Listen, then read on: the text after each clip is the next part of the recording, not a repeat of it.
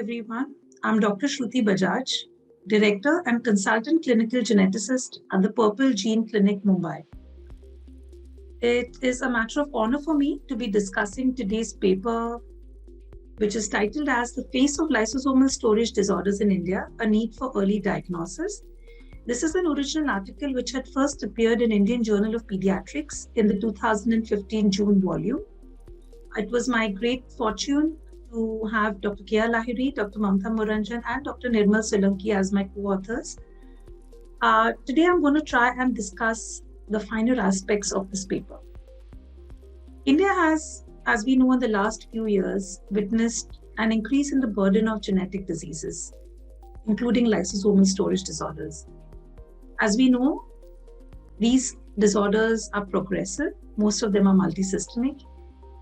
But with the availability of promising treatment options, there is now an added onus on the primary physician and the pediatricians to diagnose these disorders in time. We're aware that instituting therapy at an early age can, in fact, limit the organ damage and disability, thus going a long way in boosting the quality of life of these patients.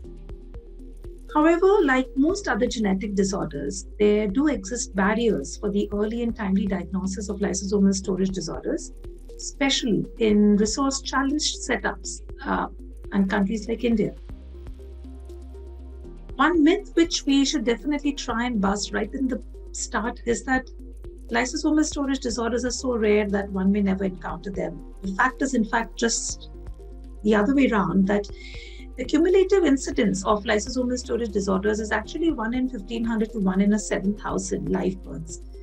And while individually a lot of these disorders are rare, if we take the cumulative incidence and extrapolate it to the 26 million live births occurring in India every year, the extrapolated burden of LSDs would be nearly 3,700 to 17,000 affected babies being born every year. So it's time that we wake up and try to understand what are the early indicators and red flags to diagnose these disorders in time. Of course, while we talk of diagnostic hurdles, it's very important we have evidence, we have literature which has an audited time profile of patient series in order to help us understand where exactly is the delay occurring. And it was with this objective to study the temporal profile of patients with lysosomal storage disorders, right from the onset of the symptoms to the final diagnosis, that the current study was designed. Of course, it had secondary objectives that we would get to have a look at the type and the frequency of the disease in this part of the country.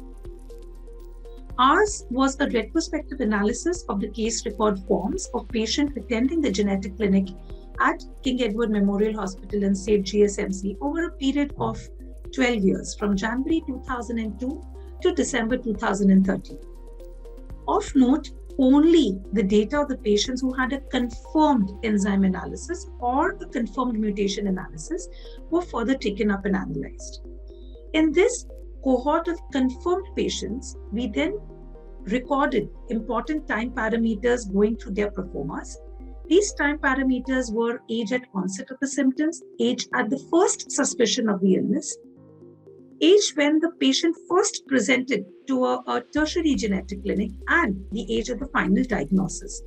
When, along with this, of course, even the intervals between onset and suspicion, onset and presentation and diagnosis. These were the various time parameters that we recorded, which I would be alluding to very soon in the results section.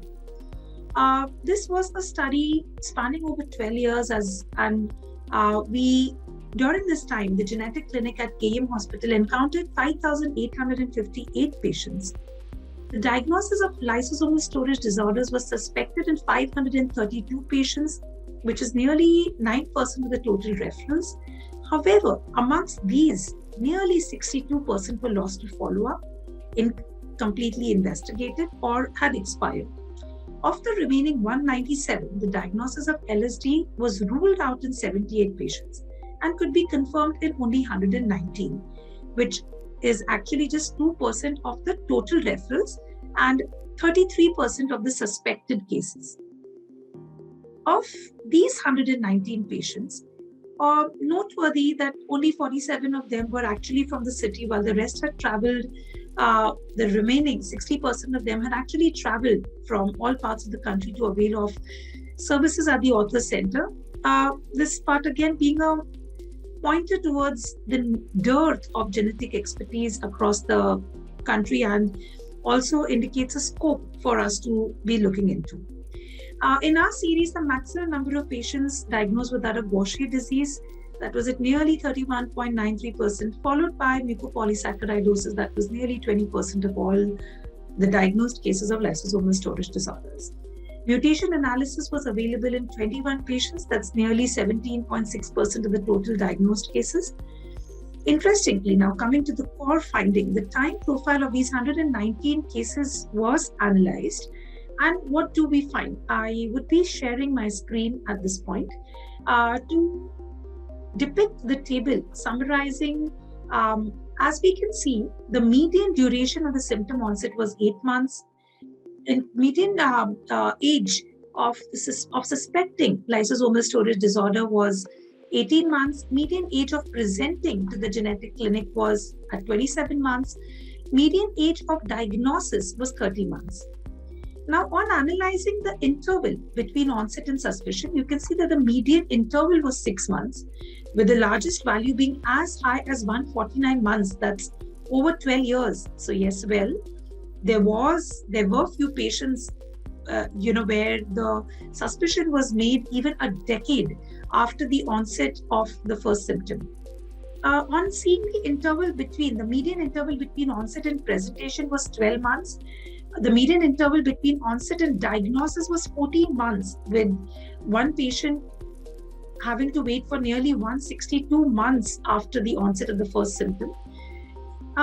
Interestingly, however, the median interval between presentation to the genetic center and the diagnosis thereafter was barely a month, which points that the delay in the temporal profile of these patients was essentially pre-referral rather than post-referral, indicating a need to really sensitize the pre-referral loop in order to aid a timely diagnosis in these patients.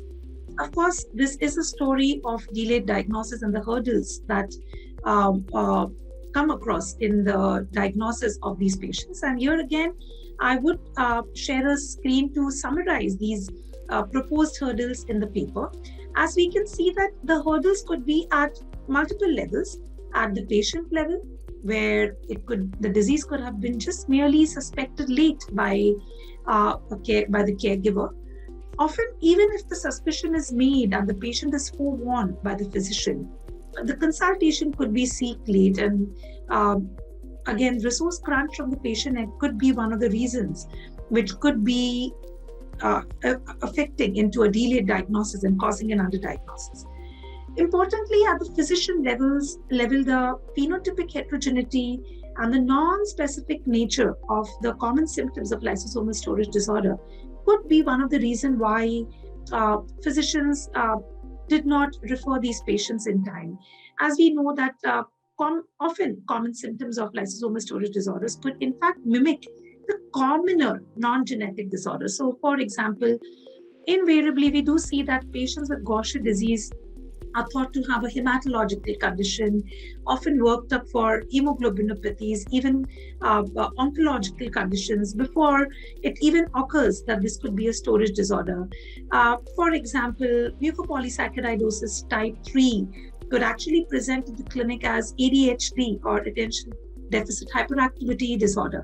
So we realize how these commoner mimics could actually cast a shadow and not allow a timely diagnosis of a timely click in the physician that this could actually be a lysosomal storage disorder. So lack of awareness and misdiagnosis, even when you are suspecting a lysosomal storage disorder, not ordering the right test. These are some of the physician factors, and I think it's time we ponder on this so that we can address to these in a more fruitful manner. Of course, the delayed diagnosis is also partly because or in the want of better and more actionable rare disease policies, often a perceived futility of the timely diagnosis in the absence of effective curative treatment could be one of the reasons for a delayed diagnosis. Although enzyme replacement therapy is available for a growing number of lysosomal storage disorders, we do appreciate that the lack of a universal health insurance policy, lack of compassionate use of these drugs available universally, these could be few of the factors why these expensive medicines are often not availed of and accessed of despite getting a timely diagnosis.